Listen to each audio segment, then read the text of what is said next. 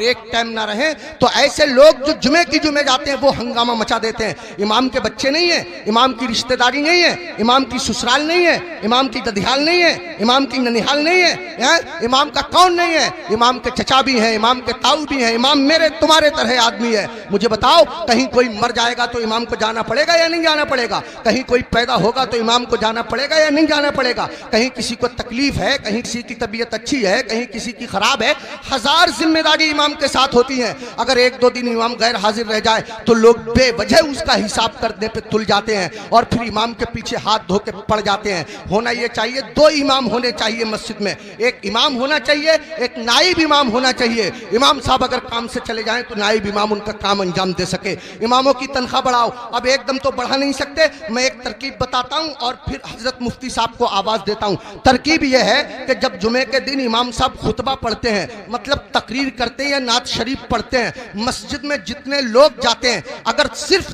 10 रुपए से इमाम साहब का मुसाफा कर देंगे तो कसम खुदा की आपके पास से 10 रुपए जाएंगे, मेरी मस्जिद के इमाम साहब के पास हजारों रुपए इकट्ठे हो जाएंगे। इमाम साहब के बच्चे खाएंगे, उनके दिल से दुआ निकलेगी। देखो, अगर इमामों की तनख्वाह कम होती है तो नमाजें खराब होती हैं। आप कहेंगे कैसे? मैं बताता हूं आपको। इमाम साहब की तनख्वाह 4000, बीबी की दवा चल रही है 3000 रुपया महीना की, 100 रुपया रोज उसकी बीबी की दवा चलती है। अब कितने रुपए बच्चे उसके पास? 1000। उसमें गैस सिलेंडर भी है, उसमें तेल भी है, उसमें नमक मिर्च भी है, उसमें दालचीनी पत्ती भी है, सब दुनिया भर के खर्चे। आप गौर कीजिए, अब इमाम साहब मस्जिद के मुसल्ले पे खड़े हैं, नियत बांधे हुए नमाज की, अब पढ़ रहे हैं सुब्हानक अल्लाहुम्मा व बिहम्दिका व तबारक अस्मुका व तआला जद्दुक व ला इलाहा गैरुक। अब सुबहाना जब खत्म हुआ तो इमाम साहब मन मन में सोच रहे हैं, यार कोई मर भी तो नहीं रहा है, 40वां हो जाता, कुछ रुपए मिलते, खर्चा चल जाता, यार किसी की शादी भी तो नहीं हो रही है, निकाह पढ़ाने के लिए मिल जाता। इमाम साहब खड़े हैं मुसल्ले पे, सोच रहे हैं, पढ़ रहे हैं 40वां, खड़े हैं मुसल्ले पे, पढ़ा रहे हैं निकाह। कसम खुदा की अगर तुम लोगों ने अपने इमाम की तनख्वाहें माकूल रखी होती तो तुम्हारा इमाम जहां होता इमाम की नीयत भी वही होती, तुम्हारा इमाम जहां होता इमाम का दिल भी वही होता, तुम्हारा इमाम जहां होता इमाम का ख्याल भी वही होता। इमामों की तनख्वाहें बढ़ाओ, मिला करो, हर हफ्ते मामूल बना लो।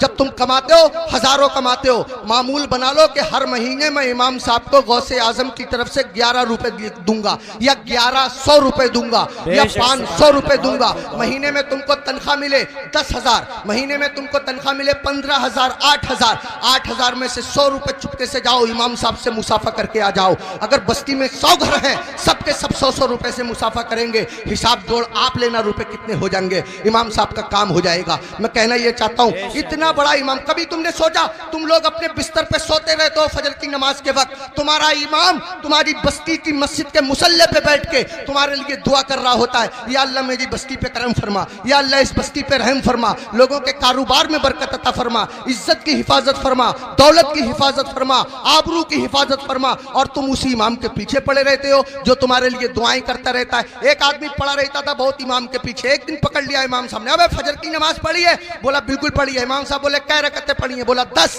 का फजर में 10 हो गए रे?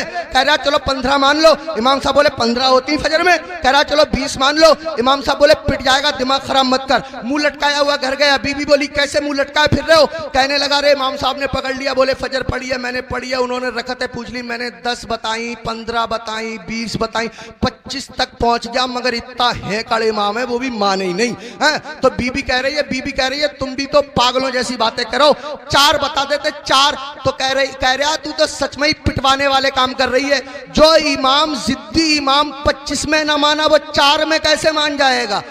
25 में माना नहीं, 4 में मान जाएगा। पिटवाने वाले काम कर रही है। इमामों के करीब आओ, इमामों का ख्याल रखो। जब खाना खाने बैठा करो इमाम को फोन कर लिया करो, हजरत खाना खाया नहीं खाया, आया नहीं आया, अगर आया तो क्या आया। अगर तुम्हारे घर कोई अच्छी चीज बना करे इमाम को पहुंचा दिया करो, इमाम का ख्याल रखा करो। बाल काटने की दुकान है, इमाम से बाल तरसवाने के पैसे मत लिया करो। कपड़े सिलने की दुकान है, इमाम के कपड़े फ्री सिल दिया करो। पूरी बस्ती का एक इमाम है, क्या नहीं हो सकता? मुश्किल काम नहीं है, मुश्किल काम नहीं है। एक इमाम के साथ अगर ये रियायत की जाए, कोशिश करो अपनी मस्जिद के इमामों को हज कराओ, उम्रे के लिए भेजो, सब मिलकर के कोशिश करो, तो कोई कर्रा काम नहीं है। मैंने बहुत कीमती वक्त ले लिया, आपसे भी मैं माफी चाहता हूं और मुफ्ती साहब से भी मैं माफी चाहता हूं, मिंबर शरीफ पे बैठे हुए तमाम लोगों से मैं माफी चाहता हूं। मेरे दिल की तमन्ना थी, मेरी आरजू थी, इमामों के बड़े बुरे हालात लोगों ने बना दिए। यही वजह है हमारे 50% मौलवियों ने अपना कारोबार शुरू कर दिया, इमामतें छोड़ दी, और इमामों के साथ ऐसे ही रवैया रहा तो कसम खुदा की तुम लोगों के बच्चों को अल्लाह और रसूल का नाम सिखाने वाले लोग मिलना मुश्किल हो जाएंगे।